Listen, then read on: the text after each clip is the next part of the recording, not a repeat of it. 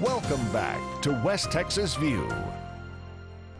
We've been talking with Doreen Womack, who is the executive director for the Keep Midland Beautiful organization, and it does a lot more than we think it does. If we didn't have you and your volunteers and all of the people that are so enthusiastic to help you, then this community would look really, really shabby.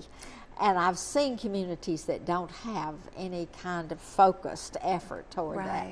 And before the break, we were talking about a cash for trash program that you have that allows other nonprofits to make money by focusing on collecting trash. And so that brings up in my mind, how are you funded? Because I know that you give supplies like garbage sacks and stuff to your groups that are working in the litter program, but other than your rent and office cost, how do you fund that? Well, several ways. About 45% of our budget is funded from that dollar fee from the city. We contract with them to do the cleanups and presentations and that sort of thing. We also have wonderful sponsors like HEB and Concho Resources and Morrow Renewables and Kent Quick, from just a whole variety of people businesses. That understand how important exactly. this is. And you can go to our website at keepmidlandbeautiful.org and see a list of our sponsors. They're just fantastic, amazing people. Too many to mention all at once. And then we also do get some grants. We have a membership drive, so if anybody out in the listening audience today would like to join us, you can get on our website at keepmidlandbeautiful.org and find out about that.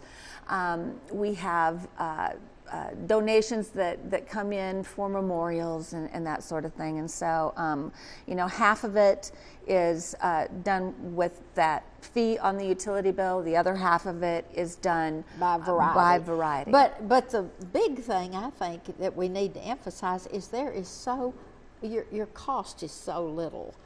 You don't have a large budget, in other words. You've got 2 staff members and a fairly modest office and facilities. I would say that we're very efficient in the use of our money.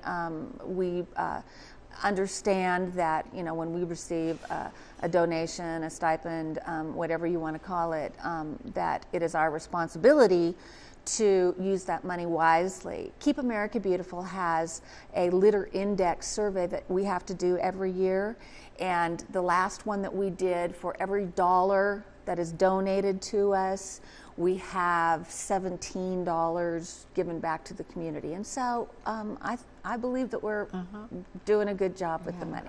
A great return on our investment. Yes.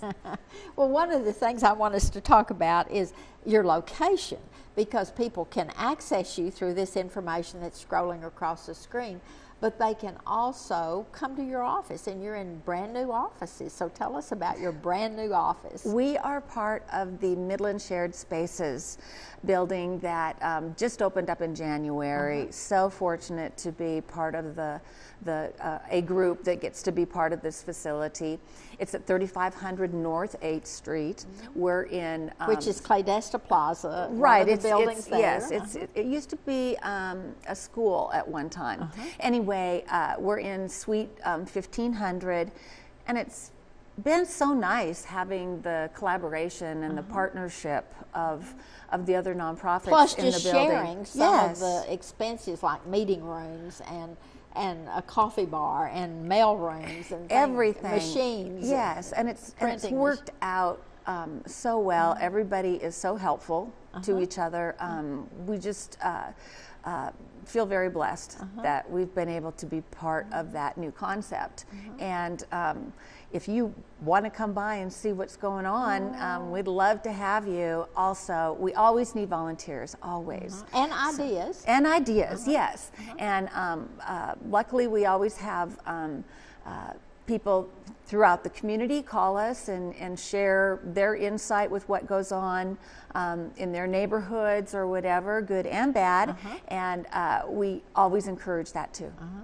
And one of the things, though, that I love about being in the shared spaces concept is you're exposed to more people as people come in to go to Family Promise or Campfire West Texas or some of those. Exactly. They pass your door. Right. And that may raise some interest or oh, I meant to call them. Exactly. And but the thing that I want us to go away with is that there is just many opportunities to be involved and engaged in this program.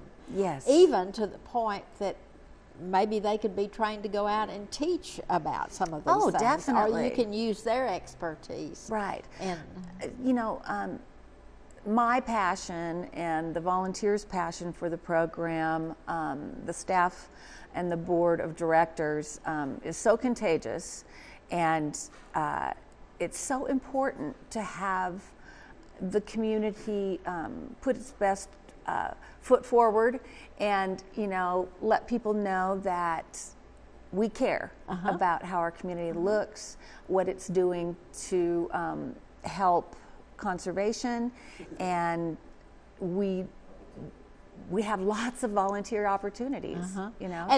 And for any amount of time, if somebody says, I've got a really heavy schedule, but I've got 2 hours a week or 1 weekend a month or something like that. That 2 hours a week or 1 weekend a month will make a huge difference.